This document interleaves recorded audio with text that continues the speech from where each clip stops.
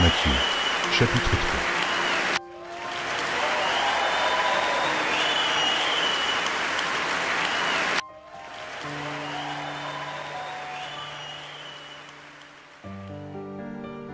Matthieu, chapitre 3.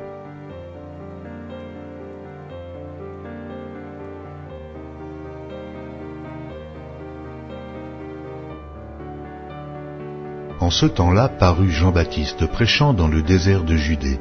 Il disait, « Repentez-vous, car le royaume des cieux est proche. » Jean est celui qui avait été annoncé par Ésaïe le prophète, lorsqu'il dit, « C'est ici la voix de celui qui crie dans le désert. Préparez le chemin du Seigneur, aplanissez ses sentiers. » Jean avait un vêtement de poil de chameau et une ceinture de cuir autour des reins. Il se nourrissait de sauterelles et de miel sauvage.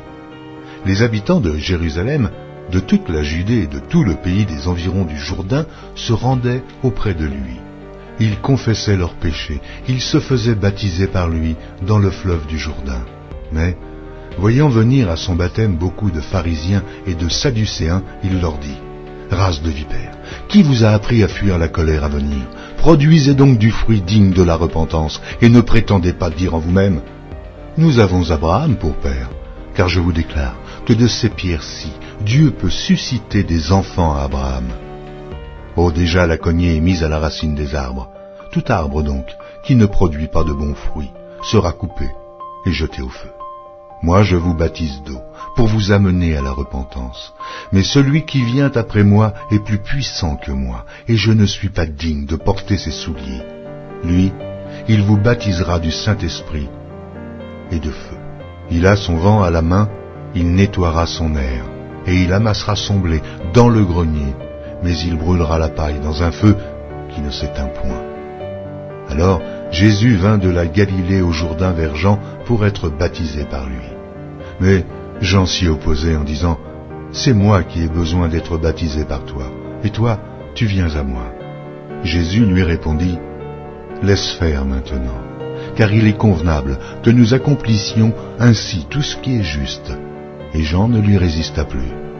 Dès que Jésus eut été baptisé, il sortit de l'eau. Et voici, les cieux s'ouvrirent, et il vit l'Esprit de Dieu descendre comme une colombe et venir sur lui. Et voici, une voix fit entendre des cieux ces paroles, « Celui-ci est mon Fils bien-aimé, en qui j'ai mis toute mon affection. »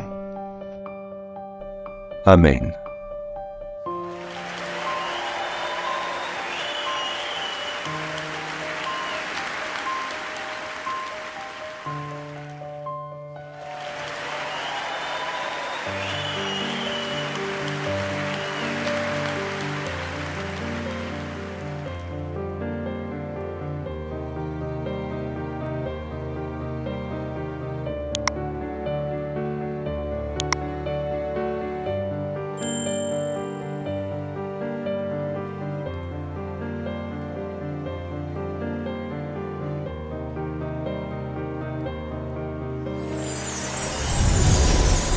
Merci d'avoir regardé. Pour ne manquer aucune de nos activités, prière de vous abonner maintenant en cliquant sur le bouton du milieu et en activant la cloche de notification. Pour continuer à bénir votre âme, nous vous proposons 2 vidéos, soit en cliquant sur celle de droite ou celle de gauche. Que Dieu vous bénisse.